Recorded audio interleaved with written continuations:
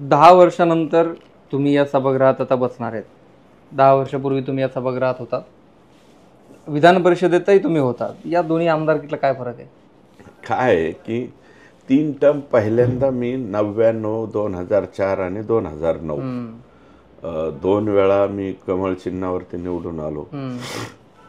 एक वेळा मी घड्याळ चिन्हावरती निवडून आलो. पराभूत झालो. त्याला प्रमुख कारण त्यावेळेस मुंडे साहेबांची अचानक झालेली एक्झिट हे होते. कारण ते सिंपत्ती लाट एवढी भयानक आली की त्यांना मानणाऱ्या त्या गावांमध्ये मला 25-30% जिथे मतं पडायची ते मी एकदम 2%वरती आलो आणि 6,000 मतांनी माझा पराभव झाला. नंतर मग देवेंद्रजी मुख्यमंत्री झाले, पंकजाताई ग्रामविकास मंत्री झाल्या, पुन्हा मी भाजपामध्ये त्या ठिकाणी आलो आणि आम्ही जे आहे ते मला MLC लढवायला लावली. परंतु काय आहे की MLC सुद्धा उच्च सभागृह आहे. मी त्या सभागृहाचा अवमान वगैरे करणार नाही, कारण 6 वर्ष मी त्या सभागृहाचा प्रतिनिधी राहिलो. परंतु काय आहे की थोडंसं अधिकाराच्या बाबतीमध्ये खाली काम जनतेचं काम करण्यामध्ये काही मर्यादा त्या ठिकाणी निश्चित येतात. विधानसभा सदस्याला त्या ठिकाणी सगळ्याच याच्यामध्ये जास्तीचं म्हणजे काम करता येतं, शेतकऱ्यांची कामं करता येत, म्हणजे सर्व जनतेची कामं जरा जास्त आणि प्रायोरिटी काय आहे विधानसभा सदस्याला त्या ठिकाणी जाते. त्याच्यामुळं आता मी कोणी पुढचं दार मागचं दार वगैरे असं काही म्हणेल, पण त्या वरच्या सभागृहात जाताना सुद्धा मी निवडणूक लढवून गेलेलो आहे. आणि कोणत्या जागेवर निवडणूक लढवून गेलो जिथं भाजपाचं आत्तापर्यंत मुंडे साहेबांच्या कालावधीपासून आत्ता म्हणजे CM मागच्या वेळेस फडणवीस साहेब होते तोपर्यंत डिपॉझिटच जप्त झालेलं आहे. अशा जागेवर मला त्या ठिकाणी संधी देण्यात आली होती. ठीक आहे, सर्वांनी सहकार्य केलं म्हणून मी तिथे सुद्धा निवडून आलो. कारण काँग्रेस आणि राष्ट्रवादीकडे त्यावेळेस एकत्रित शिवसेना होती. भाजपा आणि शिवसेनेच्या पेक्षा 264 मतं ही काँग्रेस राष्ट्रवादीकडे जास्त होती आणि अशा मतदारसंघामध्ये ते 264 क्रॉस करून मी जवळपास 78 मतांनी त्या ठिकाणी जिंकलो आणि निवडून आलो. कारण सर्वात अवघड सीट ती होती, ती आम्ही पार केली. सर्वांनी सहकार्य केलं म्हणून मी तिथे निवडून सुद्धा.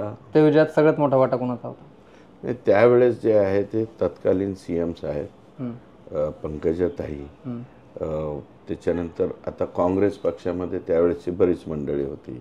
आता ते बहुतेक भाजपामध्ये आले, म्हणजे चव्हाण साहेबांचे चिरंजीव असतील, बसवराजजी पाटील साहेब आहेत, ते आमच्याकडे आलेले आहेत. ते याचे म्हणजे वाशीचे नगराध्यक्ष, भूमचे नगराध्यक्ष संजय नाना गाढवे, सुजित सिंग ठाकूर साहेब, जे म्हणजे खूप भारतीय जनता पार्टीची एकनिष्ठ असलेली व्यक्ती आहे, त्यांच्यासारख्या माणसांनी मला सहकार्य केलं. अभिमन्यू पवार असतील, निलंगेकर साहेब त्यावेळेस तिथले पालकमंत्री होते, निलंगेकर साहेबांनी मला सहकार्य केलं. आणखी वेगळ्या पक्षातले बी लोक आहेत, पण आता त्यांची नावं सांगणं सध्या योग्य मला वाटतं नाही. कोणाच्या राजकीय याच्यामध्ये कोणाचं वाटोळं व्हावं असं हा माझा काही स्वभाव नाही. आणि हे जे आहे म्हणजे मी सर्वाधिक जास्त जे आहे ते बीड जिल्ह्यामध्ये मतं मला पडली. राष्ट्रवादी काँग्रेसने खूप काही ताकद तिथं लावलेली होती. रमेश आप्पा कराड यांनी माझ्यासाठी अर्ज काढून घेतला होता. ते आत्ता MLA म्हणून तिथं निवडून आले. रामराव गीते असतील, आप्पा मुंडे असतील, अजून खूप लोक आहेत. नावं घेणं उचित नाही. तिथले जिल्हा परिषद अध्यक्ष, उपाध्यक्ष, बरीच मंडळी होती, काही सभापती मंडळी होती. माझे भाऊ, माझी जी टीम होती, सगळं टीम वर्क माझं, प्रत्येक मतदारापर्यंत जाऊन आम्ही त्या ठिकाणी भिडलो होतो. आणि जयदत्तांना क्षीरसागर, ते आज त्यांचा विड्रॉल झाला कालच्या निवडणुकीमध्ये, पण जयदत्तांनी मी लहान भावासारखा असल्यासारखी मदत ही मला त्यावेळेस केलेली होती. म्हणूनच मी जे आहे ते एवढ्या मताने त्या ठिकाणी निवडून आलो. मला आणि त्यावेळेस हे पण होते सावंत साहेब आपले जे आहे, त्याच्यानंतर आत्ताचे जे खासदार झालेले आहेत धाराशिवचे ओमराजे, ओमराजे त्यावेळेस आमच्या बरोबर होते. त्यांनी बी खूप चांगली मदत केली. आमच्या जिल्ह्यामध्ये अनिलदादा जगताप, ते आता ठीक आहे त्यांच्या विधानसभा क्षेत्रामध्ये पराभूत झालेले आहेत, परंतु त्यांनी मला मदत केली. ते पण राजाभाऊ, आता त्यांचा मुलगा बाबरी जो आहे तो हे झाला, भारत जगताप असतील, सहाल चाऊस भाई असतील त्यावेळेचे नगराध्यक्ष, हे आणि भारतीय जनता पार्टी शिवसेनेचे इंटॅक्ट हे लोक राहिली. आणि इतर पक्षातली मतं आम्ही इकडे घेतली. रमेशराव आडसकर साहेब असतील, केजचे काही मंडळी होती, नावं घेणं उचित नाही, या सगळ्या मंडळींनी मला मदत केली. म्हणजे आता ते पराभूत झालेत, परंतु लक्ष्मणांना पवार, त्याच्यानंतर बदामराव पंडित साहेब यांनी पण मला चांगल्यापैकी सहकार्य केलं. आणि त्याच्यामुळं मी जे आहे ते निवडून आलो. ह्यांनी पण बऱ्यापैकी मला मदत, म्हणजे जे जे संबंधित आहे. तरच अनेक लोक त्यावेळी होते. पण मला मतदारसंघातल्या काही प्रश्न विचारायचे आहेत. पण त्यापूर्वी मला एक, आता आपण 2017च्या गोष्टीवर बोलतोय, तर तेव्हाचा थोडा किस्सा पण ऐकायचा आहे. तेव्हा तुम्ही जेव्हा अचानक हेलिकॉप्टरने तुमचे मेंबर आले, ते नंतर तुम्ही भाजपात आला, त्यावेळी नेमकं तुम्ही भाजपात जॉईन कसे झाला होता, ती घटना कशी घडली होती?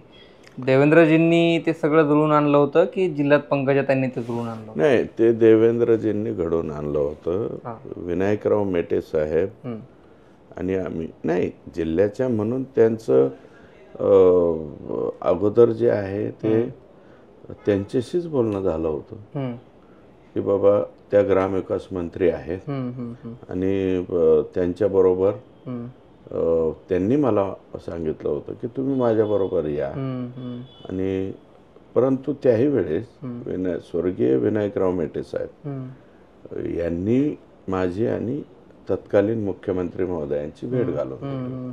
विनायकराव मेटे साहेब आमचे तसे, मी पहिल्यापासून त्यांचा आदरच त्या ठिकाणी केला आणि मी सतत त्यांना पूरक असं हे करत गेलो. त्यांनी मला घेऊन गेले आणि त्यांनी सांगितलं, तर त्यावेळेस मी म्हणलो होतो आता मी तुमच्या पार्टीत येतोय, आम्हाला सहकार्य करा, नाही तर उद्याच्याला आमची गरज संपली आणि तुम्ही जर काही झालं.